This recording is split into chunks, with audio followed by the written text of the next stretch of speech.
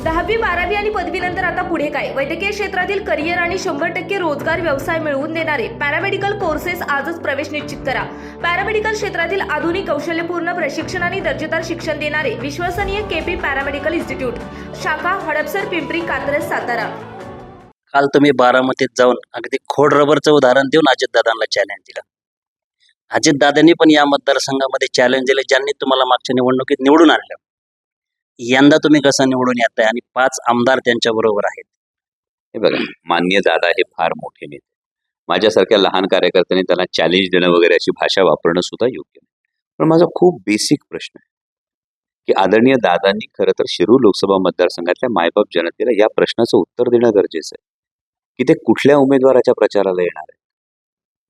ज्या उमेदवाराच्या 15 वर्षाच्या कारकिर्दीमधलं एकही संस्मरणीय संसदेत मांडलेला मुद्दा समोर नाही, ज्यांना 3-3 टर्म संधी दिल्यानंतर शिरूर लोकसभा मतदारसंघामध्ये एकही मोठा प्रोजेक्ट आलेला नाही, किंबहुना खेडच्या विमानतळासारखा प्रोजेक्ट हा त्यांच्यामुळे बाहेर गेला.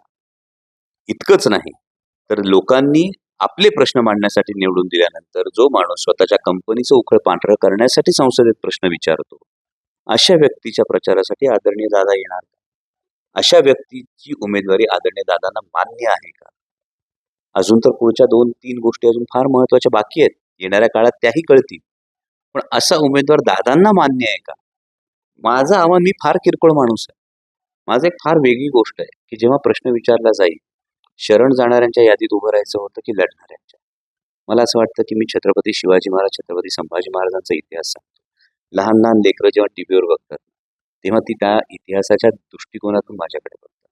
उद्या जर त्यांना असं कळलं की जो माणूस माझ्यासमोर छत्रपती शिवाजी महाराजांचा इतिहास सांगतो तो संघर्षाच्या वेळी पाठ दाखवून पळून गेला, तर त्या माणसांच्या मनातली छत्रपती शिवाजी महाराजांची, छत्रपती संभाजी महाराजांची जी छबी आहे, जी प्रतिमा आहे, ती प्रतिमा कुठेतरी हलेल.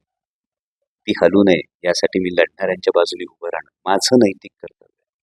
त्यामुळे इतर नेते मोठे काय म्हणतात ते मला ठाऊक नाही, पण मायबाप जनतेला मात्र ही भूमिका 100% मान्य आहे. आणि शिरूर लोकसभा मतदारसंघाचा उद्या खासदार कोण होणार हे मायबाप जनता ठरवणार. अगदी तुमच्या विरोधात नरेंद्र मोदींची सभा झाली, आज फडणवीस उपमुख्यमंत्री त्यांची सभा झाली. ते सर्वजण दावा करतात की सत्तेत तर नरेंद्र मोदी येणार आहेत. जर निधी पाहिजे असेल, आढळराव पाटील हे म्हणतात की मला 50,000 कोटी निधी आणायचा आहे रखडलेल्या प्रकल्पासाठी, मला निवडून द्या. अरे बापरे, मग मागच्या ह्याच्या वेळी 2014 ते 2019 मान्य नरेंद्रजी मोदीच पंतप्रधान होते आणि शिवाजीदादा आढळरावच खासदार होते. त्यांनी सांगावं किती निधी आणला, की आता अचानक 50,000 कोटीची लॉटरी आहे का? मला वाटतं हे अत्यंत लोकशाहीला घातक अशी विधान आहेत. मुळात भारतीय जनता पक्षाच्या कुठल्याही नेत्याने हे विधान करताना याचं आधी उत्तर द्यावं की सत्तेतल्याच खासदारांना निधी द्यायचा असं जर नियम असेल तर मग जे सत्तेत जाणाऱ्या पक्षाला मतदान करणार नाहीत या लोकांकडून टॅक्स पण घेऊ नका.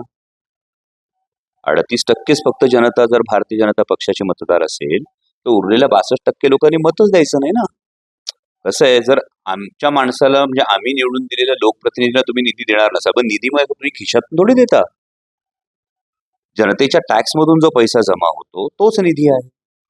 आणि जनतेच्या टॅक्समधून जर पैसा जमा होत असेल तर ही जनता डॉक्टर बाबासाहेब आंबेडकरांनी, भारतरत्न डॉक्टर बाबासाहेब आंबेडकरांनी दिलेल्या संविधानानुसार प्रत्येकाला मतदानाचा हक्क आहे. मग या पद्धतीने जर निधीवर कुणाचा मालकी हक्क आहे असं वाटत असेल नेत्यांना, तर मग माननीय पंतप्रधानांच्या विधानाशी ते विसंगत आहे.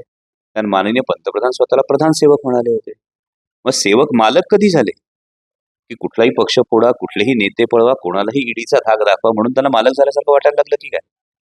आणि माजी खासदार तर अत्यंत हास्यास्पद हे विधान आहे, कारण आपण 3 टर्म खासदार होता, त्यातली 1 टर्म सत्तेत होती, केंद्रातही सत्तेत होते, राज्यातही सत्तेत होते.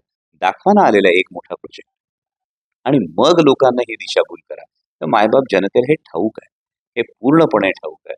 आणि अशा पद्धतीनं जर हे दिवा स्वप्न जर ते बघत असतील की पुन्हा भारतीय जनता पक्ष सत्तेवर येणार, तर हे दिवा स्वप्न आहे. कारण भारतीय जनता पक्ष सत्तेवर येणार नाही ही काळ्या दगडावरची रेघ आहे.